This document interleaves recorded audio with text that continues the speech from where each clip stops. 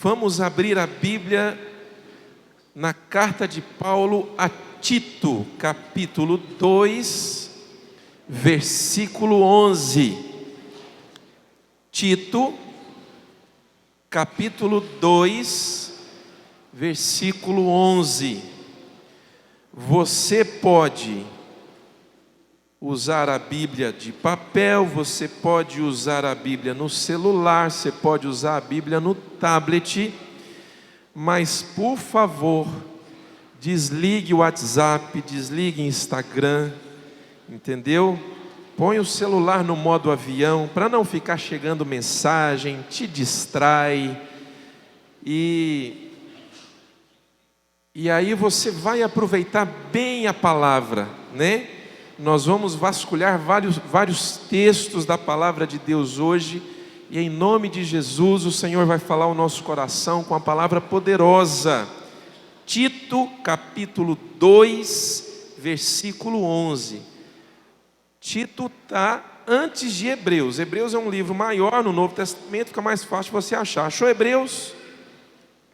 Volta, Tito está logo atrás de Hebreus.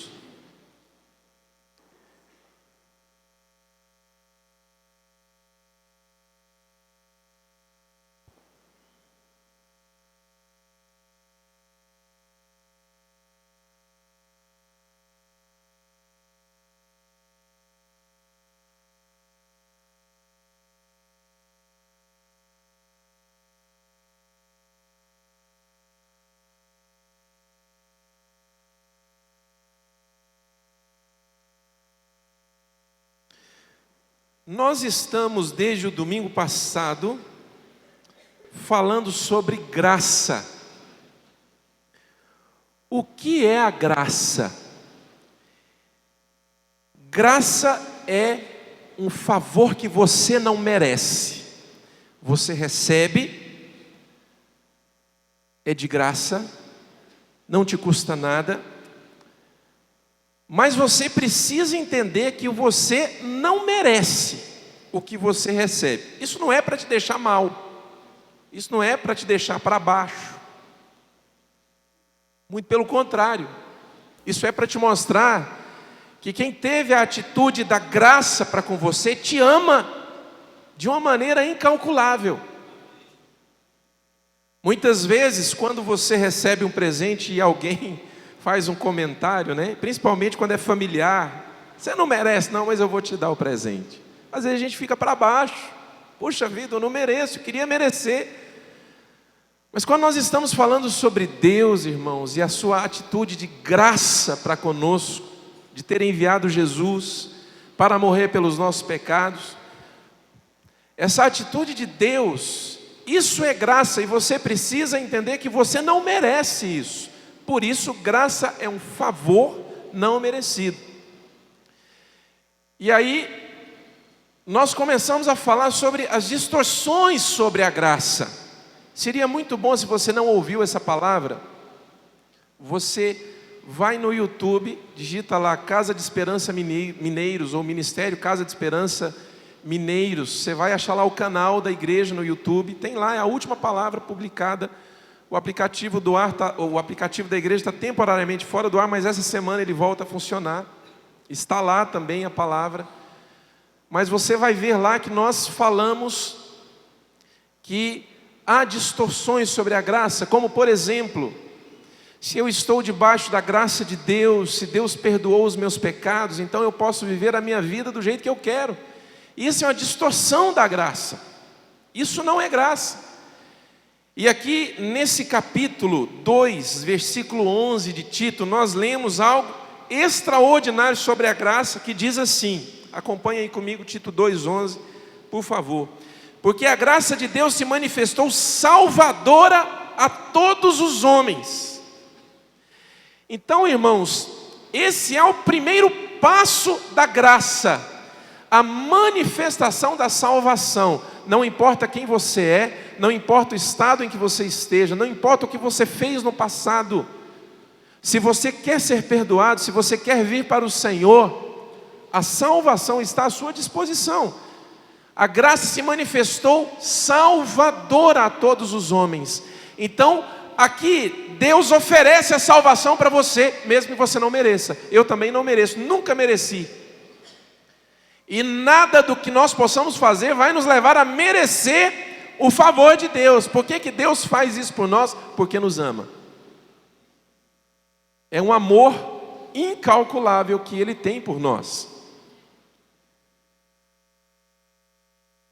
Aí o texto continua, acompanha aí na sua Bíblia comigo, versículo 12, ele diz assim: ela nos ensina a renunciar à impiedade, às paixões mundanas e a viver de maneira sensata, justa e piedosa nessa era presente. É o segundo passo da graça.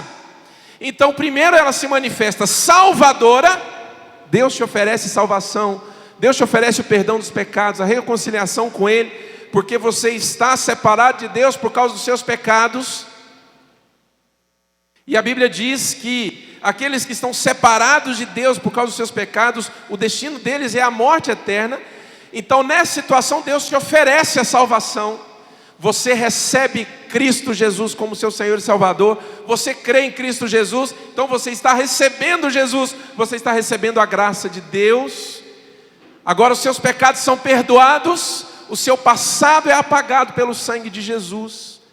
O seu passado é esquecido, mas a graça continua a ensinar. Não para por aí. A graça continua a ensinar. Então ela se manifesta salvadora e depois, olha o versículo 12. Ela nos ensina a renunciar à impiedade e às paixões carnais. A graça te ensina a fugir do pecado. A graça te ensina a não voltar a praticar aquilo que você praticava antes. Isso é graça. E às vezes é um pouco confuso. Porque nós achamos que graça é uma atitude de bondade e não tem exigência nenhuma. Nós aprendemos errado. Isso é ensinado errado em muitas palavras, em muitas igrejas. Por exemplo, no ano passado eu estava num evento para pastores e líderes em Brasília, e um pastor disse que não é necessário se arrepender para receber Jesus. Eu fiquei estarrecido, estava com o Geraldo, eu, minha esposa, o Geraldo, a esposa dele. Voltamos para Goiânia logo depois do evento, chegamos 4 da madrugada em Goiânia, e eu assim, travado de sono, mas eu falei assim: Geraldo, só antes de eu dormir, porque eu não estou aguentando de sono, mas me esclarece uma coisa, aquele pastor falou isso? Ele falou assim: falou. Você ouviu? Eu falei: ouvi. Você acreditou? Eu falei: não, eu também não. Nós entendemos que graça é uma atitude de bondade de Deus e que não traz nenhuma exigência. Irmãos, a graça ela traz exigências. A graça te recebe de volta. A graça perdoa os seus pecados. Pela graça de Deus nós somos salvos. Efésios capítulo 2, versículo 8. Pela graça nós somos salvos. Isso não vem de vós, é um presente de Deus. Mas nós entendemos que para por aí. E não para, irmãos, porque a graça de Deus, junto com a manifestação de bondade, de acolher você, de receber você, de perdoar você, de apagar o seu passado, ela traz uma exigência. Qual é a exigência? Ela nos ensina a renunciar à vida de impiedade. Ela nos ensina a renunciar às paixões carnais. Quem está debaixo da graça de Deus não pode viver assediado e cedendo às paixões carnais. Isso é graça. Aí ainda nos referindo à mensagem do domingo passado, nós fomos para a história lá em João capítulo 8 da mulher que foi surpreendida em adultério. Todo mundo ama essa história. Por que é uma das histórias mais amadas na Bíblia? Porque Jesus não permite que apedrejem aquela mulher. A mulher é surpreendida em adultério. Então os fariseus vêm, trazem ela para Jesus. Os fariseus queriam ter um argumento para poder prender Jesus. Que argumento? Que ele estava pregando contra a lei de Moisés. E aí, irmãos, a mulher estava lá com o amante, foi pega no flagra. O que a lei de Moisés dizia? Que ela deveria ser apedrejada junto com o amante. Foi um caso de adultério. Ou ela era casada, ou o amante era casado, ou os dois eram casados, né? Com pessoas diferentes. Se uniram ali, fizeram o que não deveria. houve um adultério, ela foi pega no flagra. E ali naquela briga de vizinhos, né? Aquele barraco que deve ter acontecido, que vocês já viram muito isso por aí. Os fariseus, não, já sei o que nós vamos fazer com ela. Pegou o celular, liga para fulano. Mandou uma mensagem no WhatsApp. Ó, vem cá que nós temos um negócio, vamos pegar Jesus, ele está lá no templo ensinando. Pega a mulher. Pegaram a mulher, irmãos, olha que situação constrangedora. Olha que situação horrorosa. Pegaram a mulher, irmãos, levaram lá no templo. Jesus estava lá sentado ensinando. E aí eles chegaram com a mulher toda descabelada, imagino que deve ter rolado tapa, né? Chegaram com a mulher e falou: aqui, ó, mestre, ela foi pega em adultério. A lei de Moisés diz que nós deveremos apedrejá-la. E o senhor, o que o senhor fala? A Bíblia diz que Jesus continuou escrevendo no chão. Não diz o que ele estava escrevendo, mas ele estava escrevendo no chão. E eles continuaram insistindo. E aí, não vai falar nada não? Foi pega em adultério, está aqui, ó. A lei de Moisés diz que nós deveremos apedrejá-la. Irmãos, a lei de fato dizia isso. A lei de Moisés dizia que ela e o amante deveriam ser mortos por apedrejamento. Irmãos, olha o que é graça. Jesus se levanta, fala para eles assim: quem não tem pecado, que seja o primeiro a tirar uma pedra nela. Irmãos, eles ficam tão sem graça que começam a sair um por um, até que não fica mais ninguém, só fica Jesus e a mulher. Aí Jesus olha para a mulher e fala assim: onde estão os teus acusadores? Aí ela diz assim: foram embora. Eles não te condenaram? Jesus pergunta e ela disse não. Aí Jesus fala assim: eu também não te condeno, vá e não peques mais. Irmãos, nós amamos essa história, principalmente, irmãos, quando nós estamos com uma situação errada na nossa vida. E a gente pensa assim: Jesus não condenou essa mulher, mas então Jesus não vai me condenar também. E aí começa a haver dentro de nós, irmão, uma distorção do que é a graça de Deus. E nós começamos a confundir a graça de Deus com libertinagem. Ou seja, se Jesus não me condena, então eu não posso ser condenado, eu não posso ser condenável. Então eu posso fazer aquilo que eu quero. Eu posso viver a minha vida do jeito que eu quero. Porque Jesus não condenou aquela mulher. Preste atenção, porque a evidência desse texto não está no fato de Jesus não ter condenado a mulher. Jesus diz assim para ela, agora você vai ver a evidência do texto. Jesus diz assim para ela: eu também não te condeno. Pronto, você não está condenada. Vá e abandone a sua vida de pecado. Olha, irmãos, o que ele fala para ela. Ele não condenou, mas ele diz: vá e abandone a sua vida de pecado. Ou seja, são duas coisas que você precisa entender sobre a graça de Deus. Primeiro, ela te recebe, te acolhe, te oferece salvação, perdão dos pecados, apaga o seu passado. Não importa quem você foi, o que você fez. Se você se entregou a Cristo, recebeu o Senhor Jesus como seu Senhor e Salvador, se você se arrependeu de seus pecados, pela graça sois salvos. Aquele que está em Cristo é uma nova criatura. As coisas velhas ficaram para trás.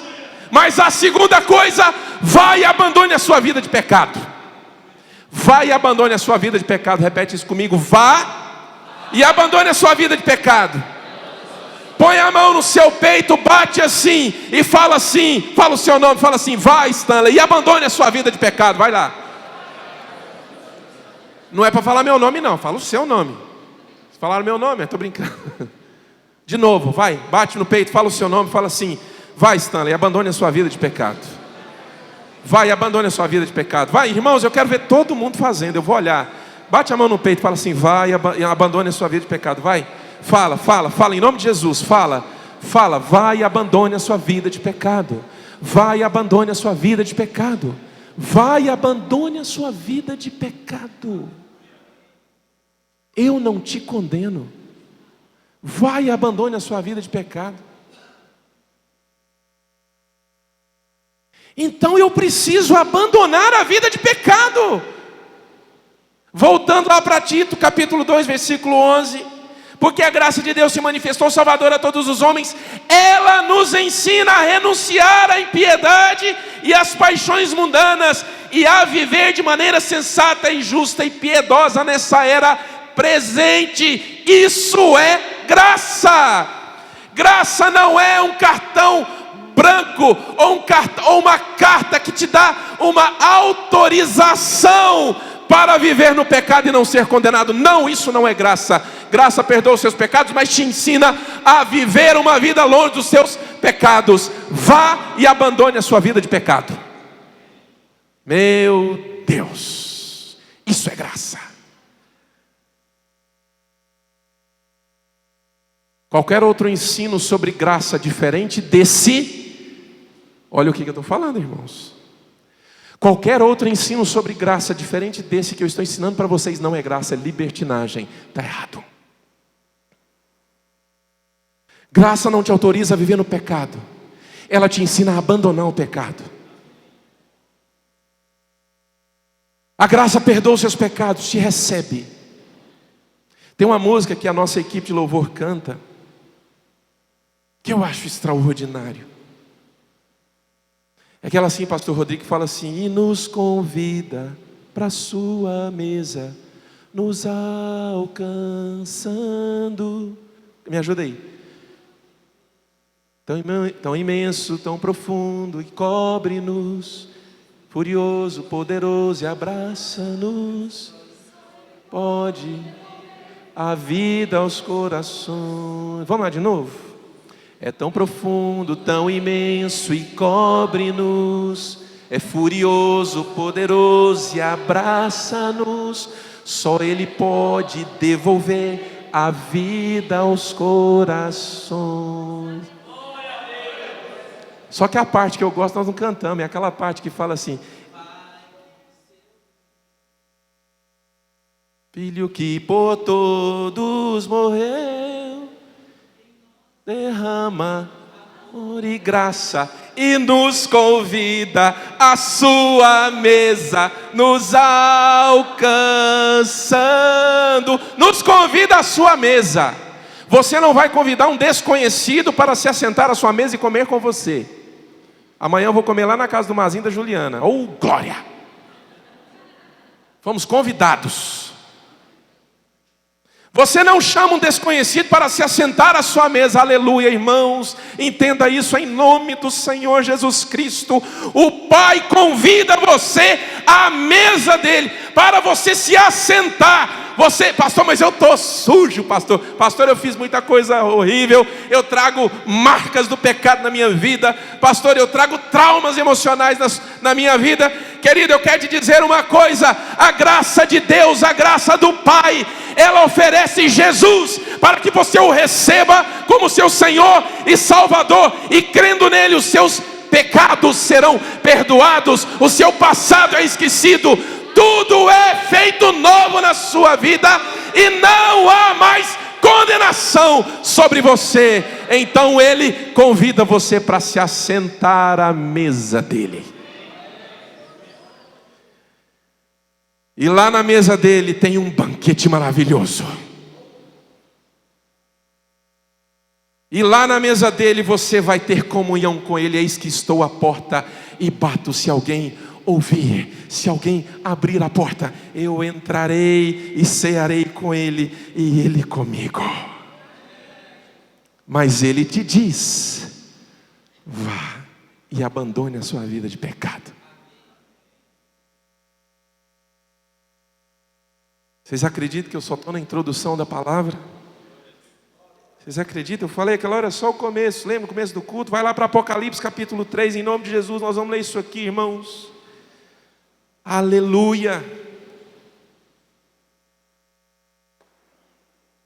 Porque eu quero continuar ensinando a igreja nesse rio sobre a graça de Deus, para que jamais haja distorções no nosso meio e nem o entendimento errado, ou entendimento de que eu posso viver a minha vida do jeito que eu quiser, porque afinal eu estou debaixo da graça de Deus. Você viu que não pode, lá em Tito capítulo 2, versículo 11. Se você não escreveu nada nesse texto que nós lemos aí, Tito 2:11, faça como eu.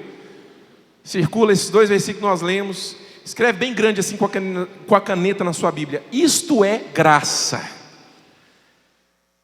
Aí depois você faz isso. Vamos lá para Apocalipse capítulo 3, versículo 14. Porque agora eu quero tratar como é que fica quem um dia recebeu a graça de Deus, recebeu o perdão dos pecados, entendeu que era pecador, mas caiu, se afastou de Deus, esfriou, voltou para o pecado.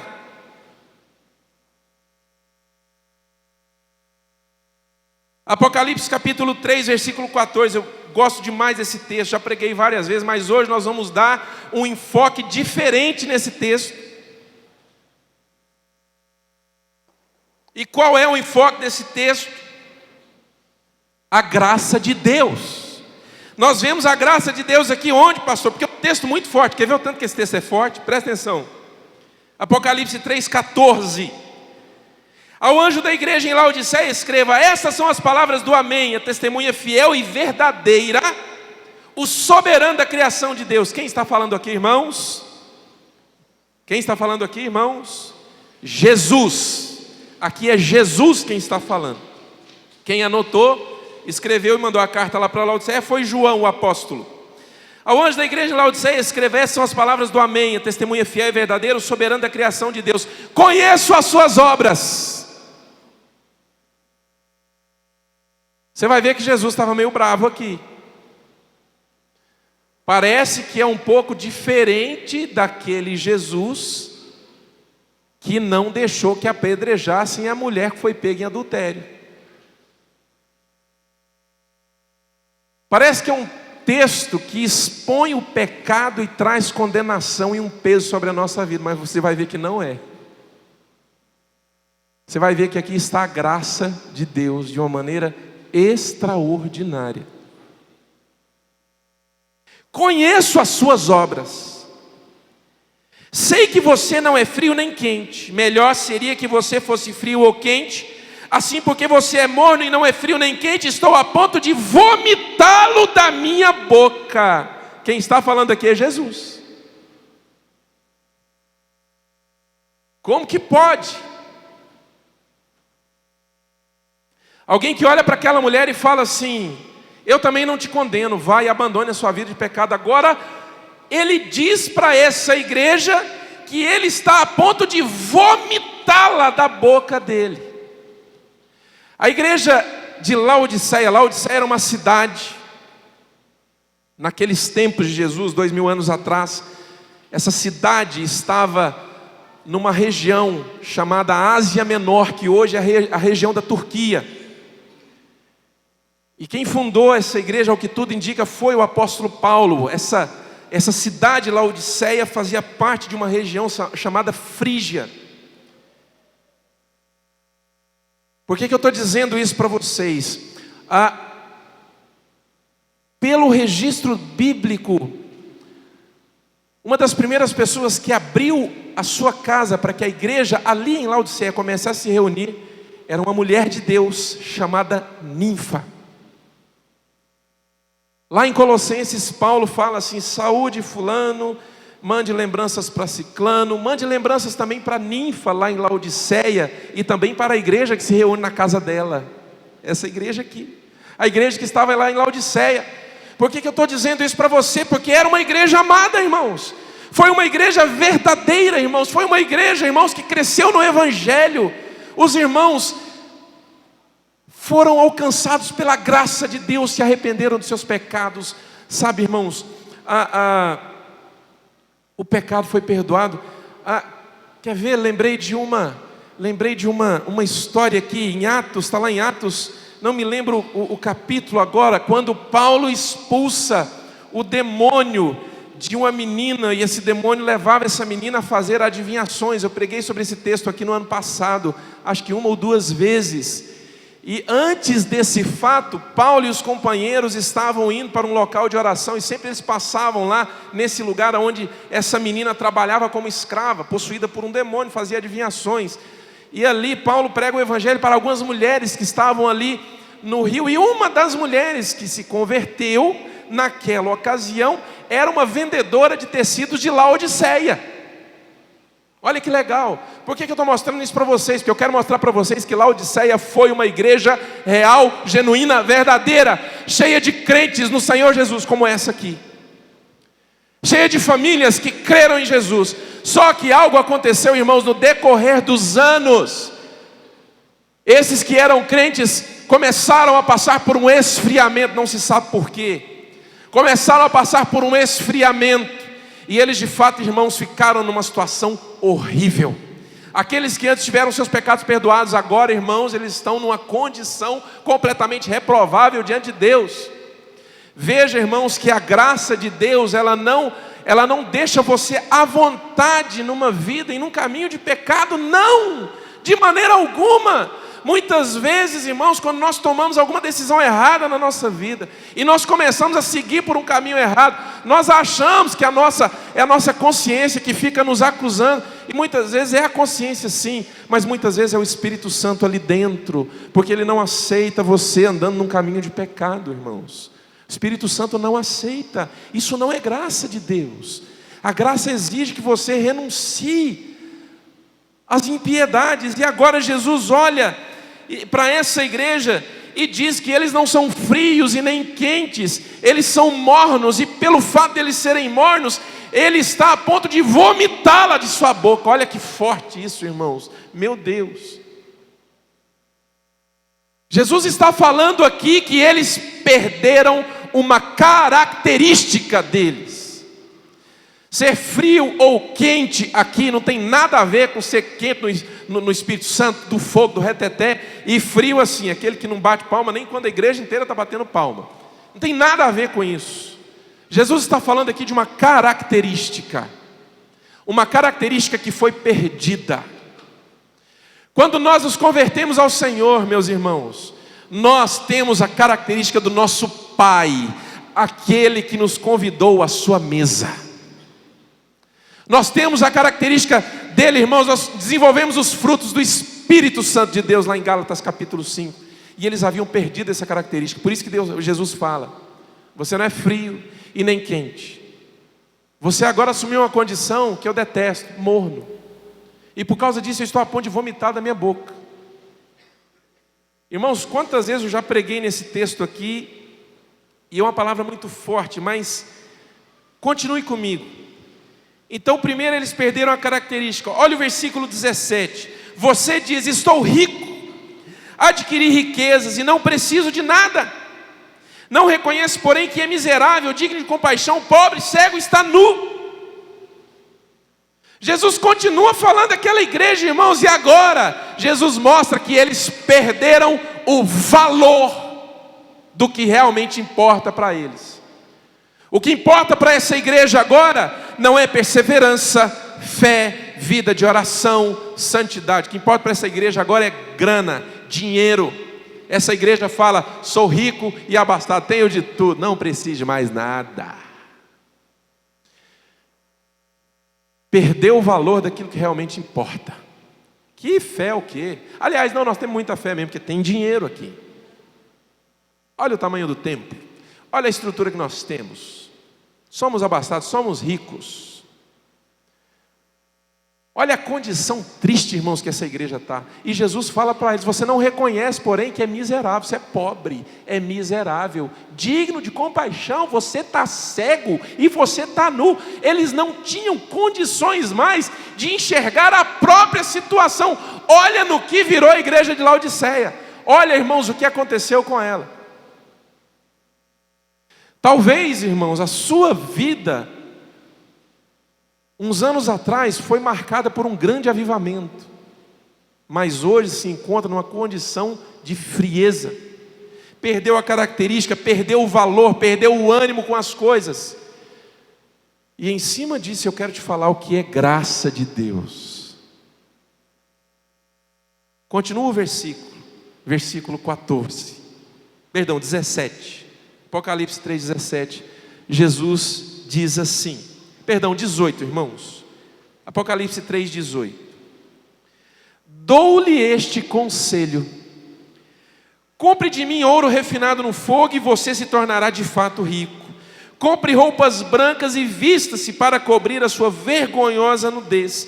E compre colírio para ungir os seus olhos e poder enxergar. Olha para mim, querido, sabe o que é graça? Graça é Deus expor o seu pecado, não para te condenar, não para te envergonhar, não para te humilhar, mas para te levar ao arrependimento e para te restaurar. Isso é graça. Deus expõe o pecado e expõe, irmãos, a podridão que muitas vezes há dentro de nós. Não é para te deixar para baixo com depressão, não é para te humilhar na presença das pessoas, não, é para que haja cura, é para que haja restauração e você volte à mesa do Pai. Isso é graça. Eu estava sujo, recebi Jesus, fiquei limpo, mas o tempo passou, eu abandonei, cometi erros, voltei a ficar sujo. O Pai não te abandona. O que o Pai faz? Ele expõe o seu pecado, e aí Ele mostra a cura. Versículo 18: dou-lhe este conselho. Quem quer um conselho de Jesus? Muita gente me procura para conselho. Pastor, eu preciso pedir um conselho. Pastor, me dê um conselho. Pastor, me dê a sua opinião. Pastor, o que o senhor acha? Agora esse conselho aqui é de Jesus, não é do pastor Stanley não, é de Jesus. Olha o conselho dele: dou-lhe este conselho, compre de mim ouro refinado no fogo e você se tornará rico. Compre de mim roupas brancas para cobrir a sua nudez. Compre de mim colírio para ungir os seus olhos e voltar a enxergar. Jesus expôs o pecado, mostrou a condição que estava e mostrou o caminho para você voltar para Ele. Quando você é confrontado com a palavra de Deus, não é porque o pastor Stanley é mau, bate, né? Teve uns anos atrás que eu fiquei conhecido como o pastor que batia mais que a Rotan. Há uns anos atrás, eu convido o pastor Stanley para pregar na sua igreja, ele bate mais que a Rotan. A questão, irmãos, não é ser batedor. A questão, irmãos, é que quando Jesus expõe o pecado, quando Jesus expõe aquilo que está dentro do seu coração, não é para te humilhar, não é para te deixar para baixo, mas é para que haja cura e restauração na sua vida e você volte para a mesa do Pai. E muitas vezes esse confronto, ele vem, irmãos, com uma palavra que você ouve, como essa, por exemplo, e tantas outras que nós já pregamos. Muitas vezes esse confronto vem com uma situação difícil que nós vamos viver na sua vida. E aí eu me lembro, não poderia deixar de lembrar de uma história extraordinária lá no Evangelho de Lucas capítulo 15, a história do filho pródigo. Pregamos há 2 domingos atrás.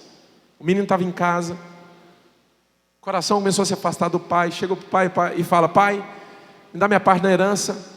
O pai divide a herança, divide a propriedade entre ele e o irmão. Um tempo depois, o mais novo vaza na braquiara, como nós goianos gostamos de falar. Vai embora, gasta tudo o que ele tinha, irmãos. Gasta tudo, torra tudo. Começa a passar uma situação muito difícil na vida dele. Passar fome. Era judeu e para não morrer de fome teve que arrumar um emprego humilhante, cuidador de porcos. E ele passava tanta fome que ele tinha desejo de comer a comida dos porcos. Aí então o texto diz assim: e caindo ele em si, ele diz: quantos empregados de meu pai têm o que comer e beber à vontade, eu aqui passando necessidade? Voltarei para meu pai e direi a ele: pai, pequei contra os céus e contra o Senhor, já não sou mais digno de ser chamado seu filho, trata-me como um de meus empregados. Então o texto diz que ele, levantando-se, foi ao encontro de seu pai. Esse menino, irmão, tinha abandonado o pai. Esse menino estava dentro da casa do pai. Agora ele se afastou do pai, estava morto, irmão, estava perdido no mundo. O pai não tinha mais notícia dele. Aí então, o pai o avista de longe, corre ao encontro dele e abraça o menino. E aí o menino fala: pai, pequei contra o céu e contra ti, não sou mais digno de ser chamado teu filho, trata-me como um de seus empregados. O pai fala: cala a boca, menino, vem cá, dê um banho nesse menino, coloque uma roupa nele, coloque um novo anel no dedo dele, troque essas sandálias. Aí faz uma coisa, mata o novilho cevado, porque esse meu filho voltou e nós temos que celebrar. O pecado, quando é exposto, não é para trazer condenação sobre a sua vida, mas é para que haja cura e restauração na sua vida. Aqui nós vemos a graça de Deus, irmãos, manifestada em um conselho que Jesus dá para a igreja de Laodiceia. A igreja que tinha perdido a característica, não era fria nem quente, agora era morna. A igreja que tinha perdido os valores. Sou rico e abastado, tenho de tudo, não preciso de mais nada. Conta-se a história, irmãos, que um historiador importantíssimo visitava o Vaticano e entrou numa parte onde havia relíquias da antiguidade. E dentre as relíquias da antiguidade havia um quadro feito por um desconhecido que retratava a cena de Pedro e João entrando no templo e curando o aleijado que estava pedindo esmolas. Vocês se lembram da história? O aleijado olha para eles e fala: me dá uma esmola. E João fala, aliás, Pedro fala: de ouro e prata nós não temos, mas o que nós temos te damos em nome de Jesus Cristo. Levante e anda. E ele levantou e foi curado. E o quadro retratava essa cena. E aí o historiador olhou e disse assim: muito bonito o quadro, eu conheço essa história. Então o Papa que estava acompanhando ele disse assim: pois é, bonita história.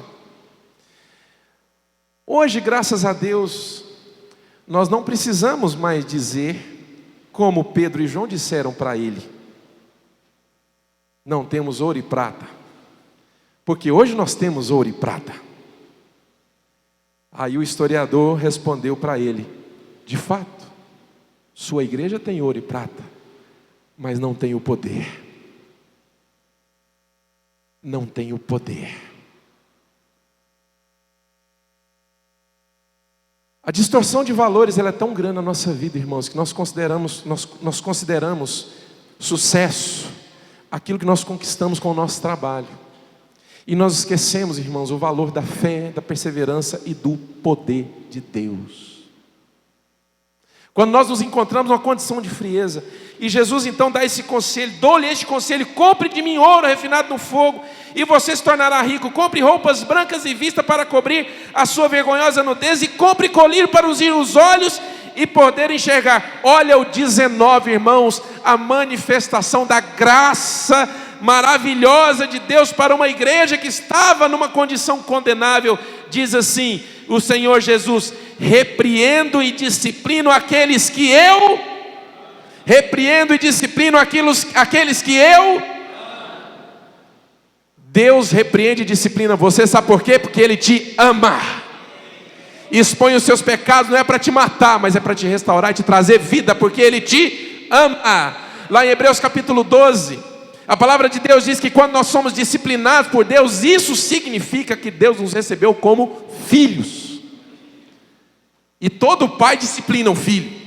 E se nós não somos disciplinados por Deus, então é porque nós não somos filhos dele. Mas se somos disciplinados por Deus, significa que nós somos filhos. Então se alegre, você que é disciplinado por Deus, porque você é filho de Deus. Você foi recebido em Jesus Cristo como filho de Deus.